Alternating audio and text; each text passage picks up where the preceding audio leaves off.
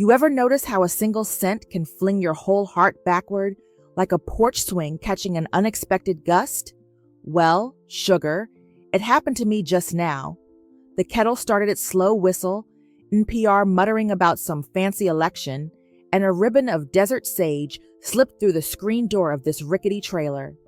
For a heartbeat, the world tilted. The Formica counter vanished.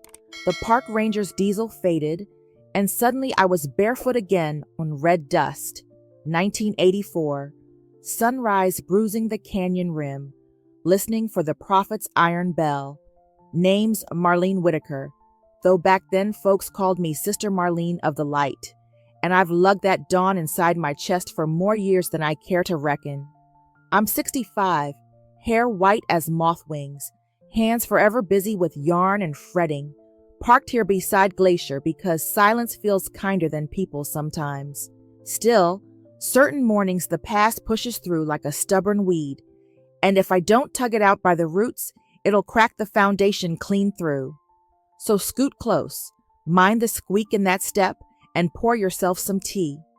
I need to talk about the night I chose freedom over my own baby boy, and how the choosing still keeps me staring at the ceiling long after the coyotes quit their yipping. By the way, honey, if my porch-side rambling warms you even a mite, would you be a dear and tap that little thumbs up below? Maybe write me the smell that carries you home. Only takes a heartbeat, promise. And it lets this old gal know she ain't whispering into the wind. Now then, back to that red country. We called our refuge the sanctuary, though outsiders only ever saw fences and dust. Official name was the People of the Light of the One Law, ruled by Brother Samuel Jeremiah Gray. Sharp smile, eyes like chipped flint. His gospel was bread at dawn, water at dusk, labor in silence, and sacrifice without question, especially from womenfolk. I arrived at 19, chasing peace after a ragged runaway stretch, and the hush felt holy till it turned hungry. 2 years later came Jonas, my Jojo, nothing but bright eyes wrapped in coarse linen beside the wood stove. He'd giggle whenever wind rattled the tin roof, as though the desert itself were telling him jokes. For a while I believed I could raise him gentle inside those walls, but Brother Samuel had other plans. The day Jojo turned 9, the prophet summoned me, voice slick as river clay. Stay and endure public purification, or walk the way of solitude and leave my boy in his care. Fear swallowed faith in one hard gulp, and that night I slipped out the kitchen window, Jojo's woven grass cross in my pocket, toes bleeding across sandstone while the bell tower tolled behind me like a curse. That sprint bought me 20 years of motel rooms, laundry night shifts, and the kind of silence that settles over a soul like first frost. Beautiful, dangerous, and awful quiet. Last week, that same sage aroma curled through Montana snow, and the frost cracked. Brother Samuel's been dead 8 years. Jojo's a grown man I haven't seen since that flight, and I'm left with nothing to lose but my regret. So I've propped this little camera on a stack of seed catalogs to tell the story straight, beginning to end. If you've got the patience, stay with me. We'll walk the red dust together, meet the man who guarded the storeroom door, and stand in the hush where a mother asked her son if he was happy and heard him choose heaven instead. I can't promise comfort, but I can promise truth, and sometimes, dear heart, that's the only light worth following. I was a corn-fed, tow-headed girl from the flat belly of Nebraska, born in '65 when the radio still crackled with Patsy Cline and neighbors left their doors flung wide in summer, trusting the screen to keep out nothing meaner than June bugs. Daddy ran the Sinclair station off Route 6, grease under his nails and kindness in his grin. Mama quilted through the long winters, humming Sweet By and By, while I traced the bright patches with my small, curious fingers. When the noon whistle blew and the wheat shimmered like a pond of gold, I used to stand on the back step, squint into that rippling heat, and swear I could hear the world breathing, slow and steady, like a tired horse after plowing. Church on Sundays was the hub of our weeks. Clapboard walls smelling of lemon oil, Reverend Carter's watery eyes glinting when he spoke of lost sheep coming back to the fold. I believed every word, not because it was carved in a big black book, but because Mama said faith was just another word for holding on. Summers tasted of sweet corn and penny candy, and my biggest dream was to drive west one day, chase the sunset clear to the ocean that flickered on postcards tacked to the gas station corkboard. High school came and went in a flutter of marching band Fridays, pep rally confetti, and notebook margins crowded with clumsy hearts. I was restless as a sparrow, convinced adventure waited just past the county line, and when the guidance counselor asked what I hoped to be, I said useful, which made her blink like I'd spoken in tongues. Folks expected I'd marry one of the Johnston boys, settle into a double wide, and pour coffee at the diner by the railroad tracks. But I kept a suitcase under my bed, packed with 2 blouses, a dog-eared atlas, and $10 in birthday bills. The year I turned 19, a revival tent rolled through, striped like a circus, lanterns swinging in the July dusk. The preacher told us salvation was a long road and we ought to travel light. His words burned brighter than the bug zapper behind the choir stand, and something in me leapt. Daddy said I had stars instead of sense. Mama wept into her apron, but the map in my head wouldn't fold back down, and autumn found me thumbing rides toward Utah, the desert ringing in my ears like a promise. I thought kindness was the whole of goodness back then, believed if you offered your last slice of bread, the world couldn't help but hand you a feast in return. I carried childish certainty that broken things always got mended, that people strayed only to circle home again, and that love, true love, was as solid as the red barns dotting Highway 30. So when I saw the rocky spires of Canyon Country for the first time, glowing blood orange against a violet sky, I felt like I'd stepped into the very heart of creation. The sanctuary sat beyond a dry wash, whitewashed cabins huddled beneath a cliff that looked carved by an ancient hand. They called it holy ground, said silence there was thick enough to hear angels breathe. I walked through the gate with a pack no heavier than my hopes, introduced myself as Marlene, just Marlene, and Brother Samuel's gaze settled on me the way a hawk sizes up a field mouse. I was too dazzled to notice. I only heard the hymn of wind over stone, smelled fresh bread cooling on cedar boards, and thought, at last, I'd found where my story was meant to unfold. I didn't know yet how quickly dreams can sour under an unblinking sun, nor how the stretch of one quiet valley could swallow a girl whole and send her back a woman carrying regrets that rattle like loose change in a coffee can.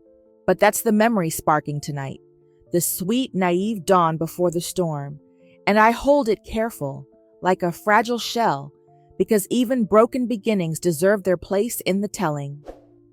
I remember the exact breath of air that carried Brother Samuel Jeremiah Gray into my story, though I surely wasn't wise enough then to know a storm from a sunrise. It was late September of '84, the kind of desert dawn where the horizon blushes pink before the sun even peaks, and the camp still smelled of last night's cornbread and damp hearth ash. I'd been sweeping the communal porch, eager as a pup, wanting to prove my worth, when a hush rippled over the yard like wheat bowing under sudden wind. Out from the chapel doorway strode a tall, raw-boned man draped in a bleached white robe, the sleeves stitched with rough ochre thread that caught the light like embers. His eyes, Lord, those eyes, pale gray, sharp as flint, but with a shimmer that promised he'd seen things the rest of us only met in dreams. He spoke quietly, almost tender, yet the porch boards seemed to lean closer just to hear him say, "We welcome a new sister into the light today. Marlene, step forward, child." My broom froze mid-sweep, heart hammered so hard I swear the handle vibrated. 30 souls turned to watch me. A hawk shrieked overhead, slicing the silence. I took one barefoot step, then another, the cedar dust cool against my toes, and as I faced him, the rising sun flared behind the chapel door, framing Brother Samuel in a halo of raw gold. It felt less like meeting a man and more like stumbling upon the mouth of a cave that breathes scripture. He laid 2 fingers, calloused, warm, against my brow and whispered a blessing about obedience, purity, and the long road to perfection. I trembled, not from fear exactly, but from a quaking certainty that my old life was sloughing off like a snakeskin. In that heartbeat, I believed he saw my secret longing to belong somewhere unbreakable. When he smiled, small creases feathered his cheeks, and I thought, foolishly, that softness equaled goodness. Oh, I see the trap plain now. Yet at 19, I'd never met a soul who spoke about sacrifice as though it was sweeter than honey on hot biscuits.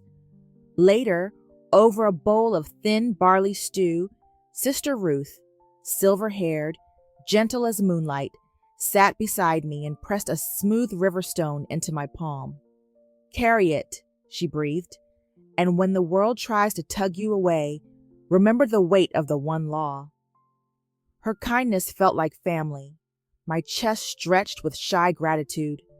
That night, we gathered under a canopy of stars so bright it hurt to blink, and Brother Samuel told the parable of the fiery gate, how only the pure walk through unburned, how the rest must lay down worldly ties.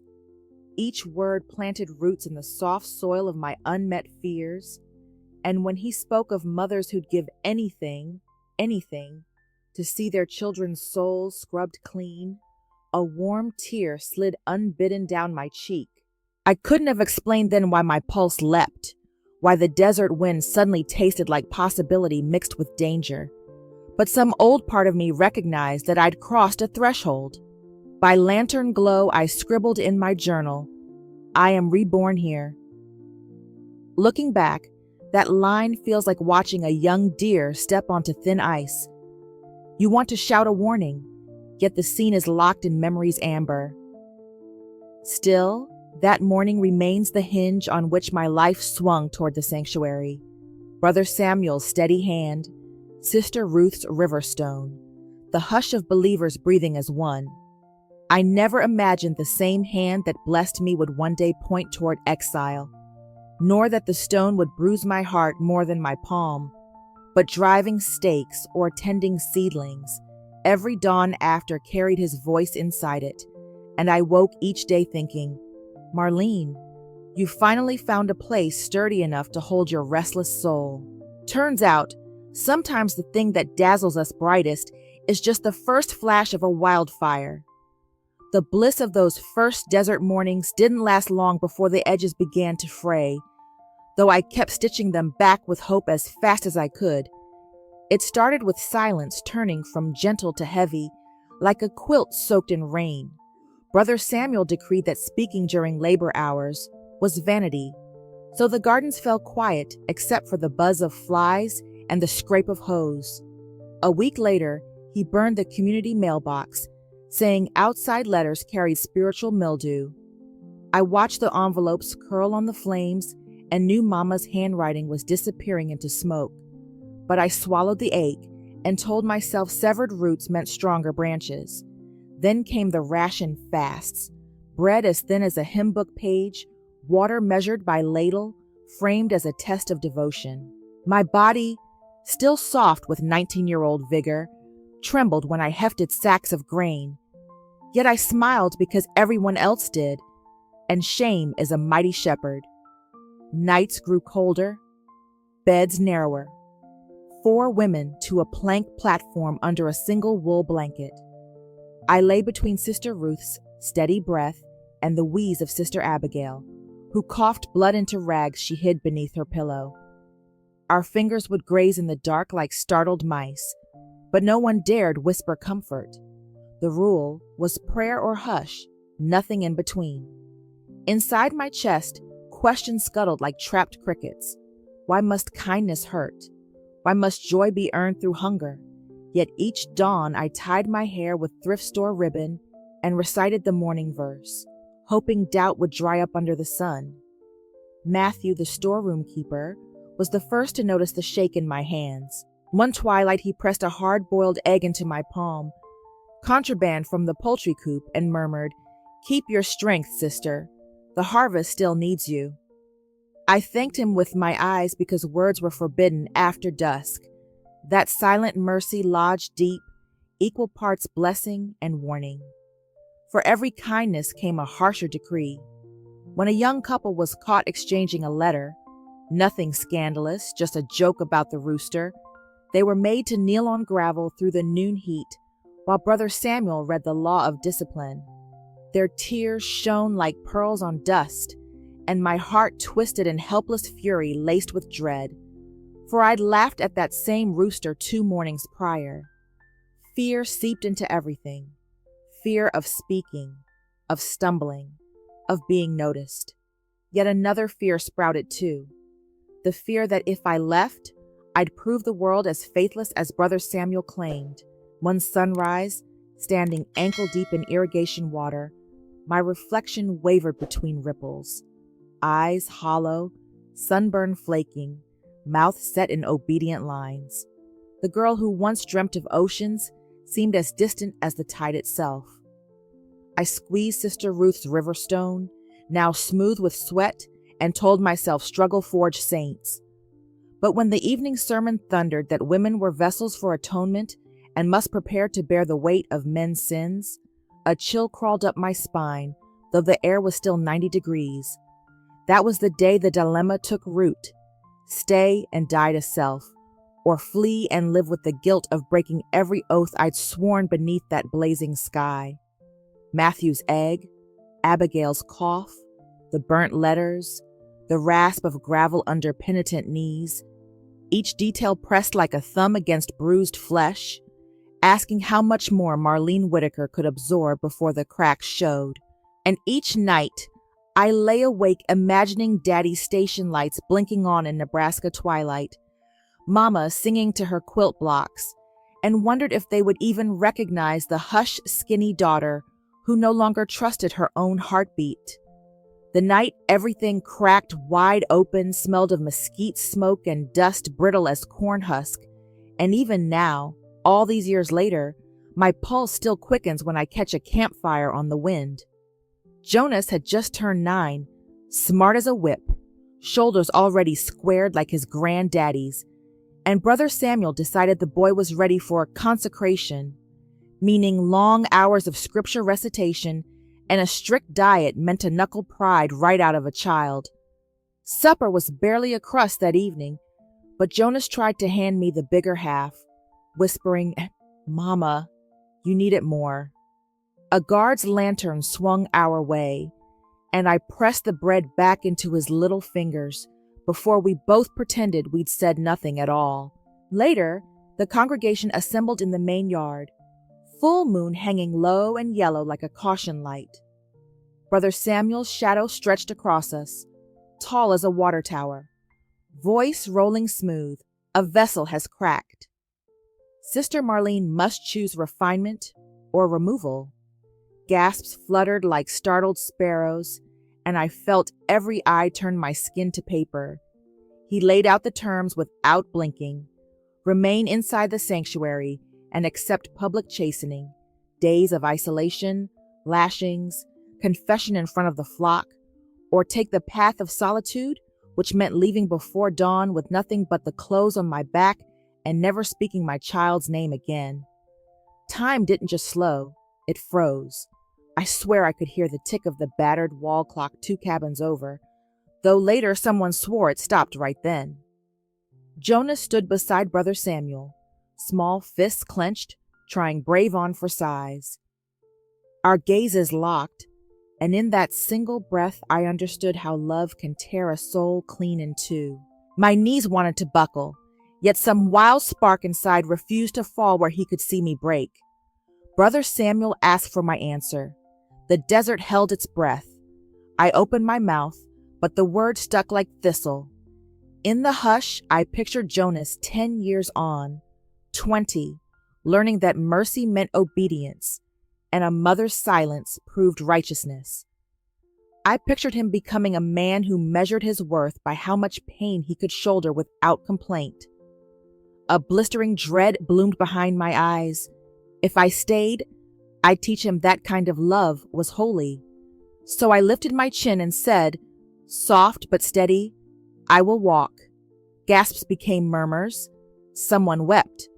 Brother Samuel's lips curled in a faint, nearly tender smile, as if I'd given the answer he always predicted. Jonas's mouth opened. No sound came. Guards escorted me to the women's dormitory, allowed 5 minutes to gather whatever fit in a flour sack. I stuffed in the woven cross he'd made of yucca fibers, the river stone Sister Ruth had gifted, and a threadbare cardigan. Ruth tried to press a heel of bread into my hand, her eyes drowning in regret, but a guard shook his head. She walks alone. Door clanged shut behind me like the lid of a coffin. I sat on the bunk, veins thudding, and realized the real punishment wasn't exile. It was leaving my boy under the same sky, yet out of reach. Around midnight, I heard soft footfalls. Through a knothole in the plank wall, Jonas whispered, "Mama, you'll come back, right?" His voice quivered like a plucked string. I pressed both palms to the wood, wishing I could pour every heartbeat straight through. "I'll find you, Jojo, no matter how far." Lies taste like ashes when spoken to a child, but I needed him to sleep without nightmares. Dawn came copper pink. A guard opened the gate. I walked barefoot across cold sand, every grain a needle. With each step, I felt something tear free inside. Hope, certainty, maybe even the woman I used to be. When the sun cleared the ridgeline, I looked over my shoulder once, only once, and saw Jonas standing by the fence, clutching the cross at his neck, face pale as moon milk. In that moment, I lost the right to call myself his mama and gained a lifetime of empty evenings wondering if courage sometimes looks exactly like cowardice. That was the hinge the rest of my days swung on. The minute a mother chose the open road over the whipping post, praying her boy would someday understand why her love had to run. The first thing I learned outside the fence was how loud ordinary quiet can be. Long-haul trucks whining over Highway 191, motel neon crackling like summer locusts, someone's television laugh track drifting through cracked blinds as if happiness were just background noise you could switch off. I rode that noise north with a flour sack bundle and 2 raw feet, swapping the sanctuary's scripted silence for a clamor that didn't care whose law I'd broken. For months it was shelters, night buses, laundromats that never slept. I folded stranger sheets until sunrise and let the steam hide my tears, wrote letters to Jonas on diner napkins, then tore them up because no address felt safe to trust. Faith in people became a cautious thing, like holding a bird you're scared will bite or fly. Yet I still left half my sandwich for the next drifter on the bench, the habit of doing good too stubborn to die. One January in Boise, I met Vince, a gentle diesel mechanic who smelled of pine tar and played Patsy Cline on a battered cassette. He said I looked like someone who kept secrets and promised he wouldn't pry. I married him a season later, hoping a new last name might outrun the old shame.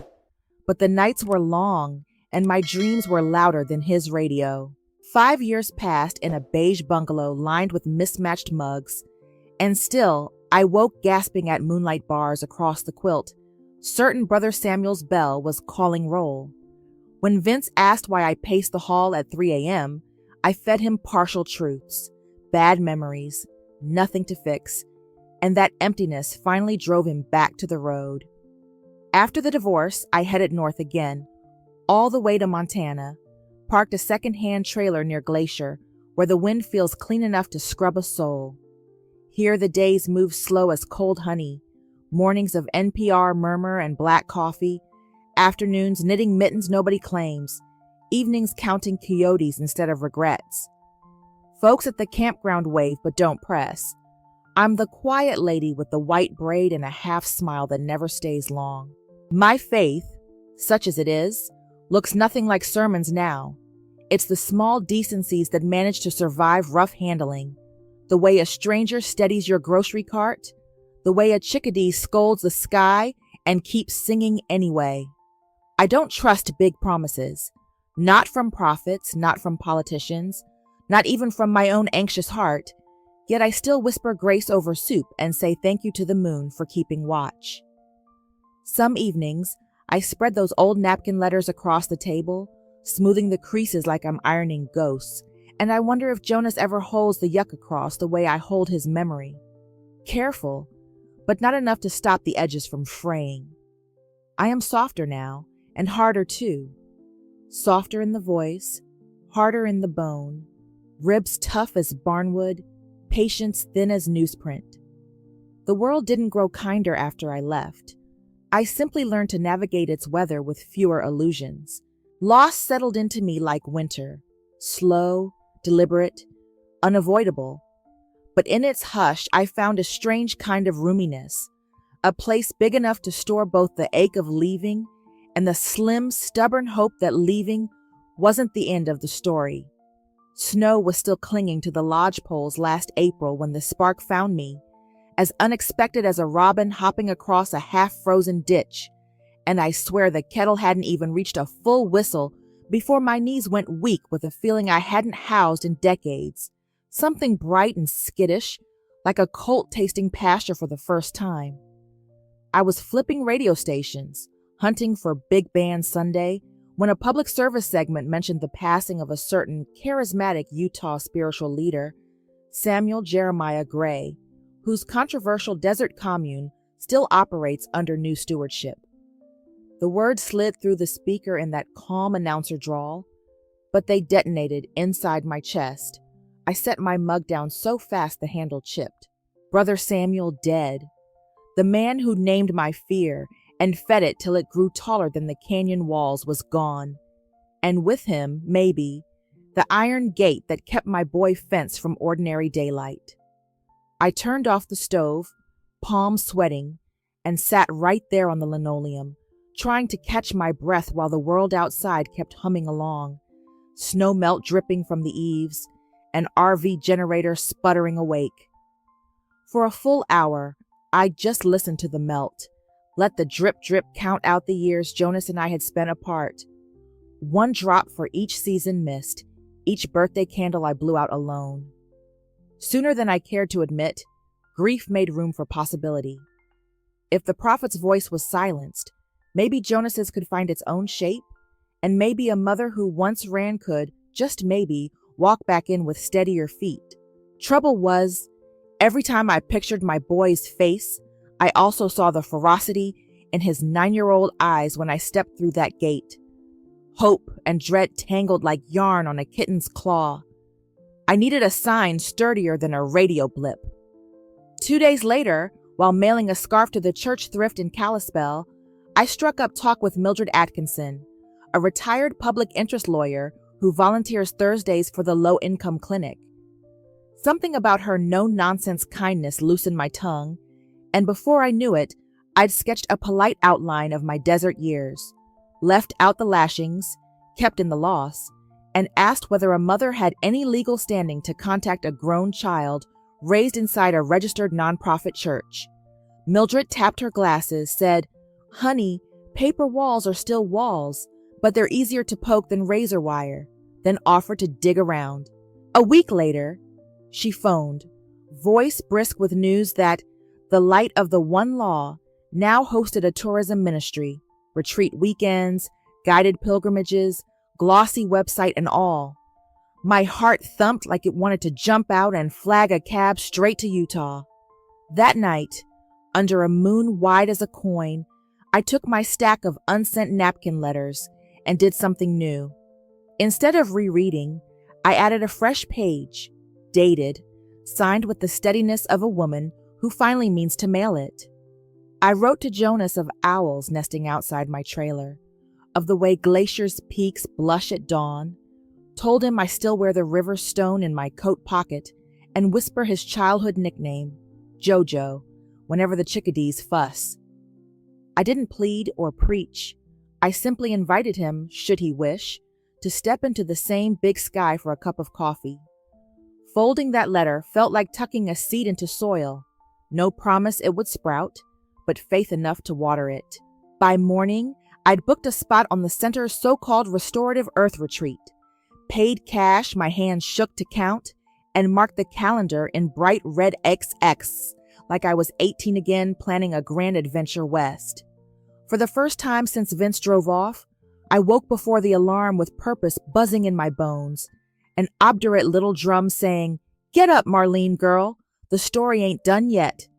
And if that drum was half dread, half yearning, well, a heartbeat's a heartbeat, and I'd almost forgotten how good a living one can sound.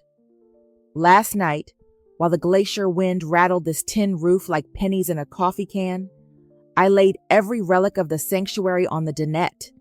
JoJo's braided cross, Sister Ruth's river stone, and the brittle bundle of napkin letters, and faced them the way a sinner faces daylight. I drew one deep breath that tasted of stove gas and pine pitch and said the words I ducked for 29 years. "Marlene Whitaker, you left your son behind." The sentence landed hard, but it didn't kill me. Instead, it opened a hollow that filled with something warmer than shame. Call it mercy, call it common sense, call it the plain fact that a life is more than its worst chapter. I picked up the cross first, felt the rough weave against my thumb, and realized the story it carried no longer owned me. It belonged to JoJo now, to keep or cast aside as he pleased. Next came the river stone. I'd rubbed the thing smooth, praying the law would let me back in, yet the only law still standing was the one Mama taught. You can't pour from an empty pitcher. So I walked to the fire pit out back, struck a single kitchen match, and fed the napkin letters to the flame, not in anger and not to erase love, but to keep it from freezing in place like a bug in amber. The smoke rose straight and sweet into the moonlit air, and I swear I heard Daddy's old station bell clang somewhere up in the stars, a small approval from a man who taught me that engines run better after a clean-out. When the last edge curled black, I whispered, "Thank you for carrying the weight, but I'll shoulder the rest." That's the moment it struck me like first bird call. I could visit Utah without hauling a ball and chain of regret. I could meet my grown son as the woman I am now, weather-beaten, yes, but honest, rather than the ghost of the girl who fled. I stood there till the coals died, palms spread to the fading warmth, and felt tears slide down my cheeks, not hot, not bitter, only steady, like spring melt finding its course. Inside, I washed my face, braided my hair fresh, and slipped the river stone into my coat pocket, not as a penance, but as a reminder that even the hardest things can grow smooth if you keep moving water over them. Then I opened a blank notebook, the first I'd let myself buy in years, and wrote one clear line across the top, "I choose to live forward." Under it, I listed what that meant: mailing the retreat waiver, phoning Mildred to set boundaries, buying a pair of boots fit for desert sand, and, hardest of all, promising to greet JoJo without begging for absolution. When dawn crept peach-colored over the peaks, I brewed coffee and carried my old self out with the grounds, scattering both for the chickadees. The sky smelled of thaw and possibility, and for the first time since that barefoot sprint across sandstone, my chest felt roomy enough for breath that didn't scrape on guilt. Past is past, but it isn't a prison. It's a landscape I traveled through, and the horizon keeps shifting. Today I'll drive into town, mail my official registration, maybe even buy a new spool of yarn the color of sunrise, because there are still stories to knit and mittens to warm some strangers' hands. I don't pretend the road ahead will be smooth, but I'm walking it with eyes open and spine straight, and that, my dear heart, is what choosing life over memory feels like. Funny thing about hindsight, sugar, it's like the light from a faraway star. By the time it reaches your porch rail, the star itself might have burned out eons ago, yet that glow still shows you where the step is. When I look back at the girl who sprinted barefoot into darkness, I don't see a coward anymore. I see a young mother who grabbed the only door she could find and trusted her feet to learn the way. Took me half a lifetime to bless her for that. The sanctuary taught me that obedience without curiosity hollows a person like termites hollow good pine. But it also taught me that even after you're gnawed paper thin, sap still runs if you lean toward daylight.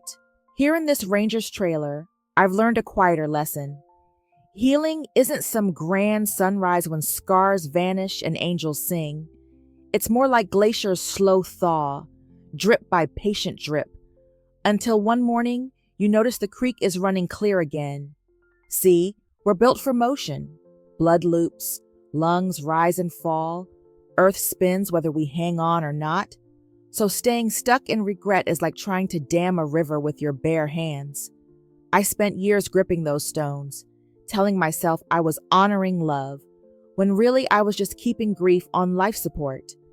The moment I let the water carry those letters to ash, I felt something I hadn't since JoJo's giggle bounced off adobe walls. Simple, holy relief. That doesn't mean pain disappears. It means pain loosens its grip enough for you to breathe around it. And breath, child, is a mighty teacher. It tells you today still wants you, even if yesterday fumbled the hand off. If my story has a nutshell, and Lord knows I've cracked plenty, it's this. Some doors close without a latch, and sometimes the latch is on our side all along. We keep pressing our foreheads to the wood, mourning the click we swear we heard, when the knob's been turning cold in our palm for years. So ask yourself, what fence are you feeding with your silence? Which dusty gate could swing wide if you stopped chanting the old should-have hymns and gave it a push? Maybe it's a phone call you keep rehearsing, a draft email blinking in your outbox, a suitcase half-packed for an adventure that scares you silly. Whatever it is, the clock's ticks are gift wrap, not chains, and the only guaranteed sorrow is waiting for permission that won't come. I learned that the hard way under a desert moon, but learning late is still learning. Folks tell me I'm brave for heading back, but truth is I'm just done being ruled by the question mark. JoJo may welcome me, or he may not. Yet either way, I'll stand where he can see me in honest light, and the rest is his choosing to make. That's love, too, giving someone the dignity of their own decision. So if my rambling leaves you with any spark, let it be this. You don't owe your future to the worst story someone else wrote for you, and you sure don't owe your silence to the fear of being wrong again. Lace up your shoes, honey. Leave a porch light on for the you who's still out there wondering if it's safe to come home. Chances are the path unravels the second you step forward, because roads are polite that way. They wait for travelers, not the other way around. And maybe, just maybe, it's time you quit waiting and started walking. Well, sweetheart, the kettle's gone cold and the snow outside has turned that late day blue, so I reckon it's time I tuck this tale away. But before I close the notebook, I'd like to sit with you one breath longer on this little virtual porch. You followed me through dust storms and silence, watched me lay my shame on the table and fan the last coals of hope, and for that listening ear I'm thankful beyond measure. I said this was a story about a mother and her boy, yet it's really about that thin, stubborn thread running through every heart. The chance to choose love over fear with the next sunrise. Some mornings I still bolt awake at phantom bells. Some nights I think I hear JoJo laughing beyond the pines. Yet each time the spell breaks, I stand straighter, because memory isn't a jailer, it's a lantern. Tomorrow I'll head south with new boots and a thermos of coffee, and I'll step onto that red sand not as the girl who ran, but as the woman who returned by choice. Maybe my son will open his arms. Maybe he'll keep the fence between us.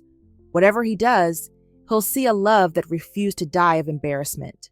That seed is what I want to leave rattling in your pocket. Courage can whisper.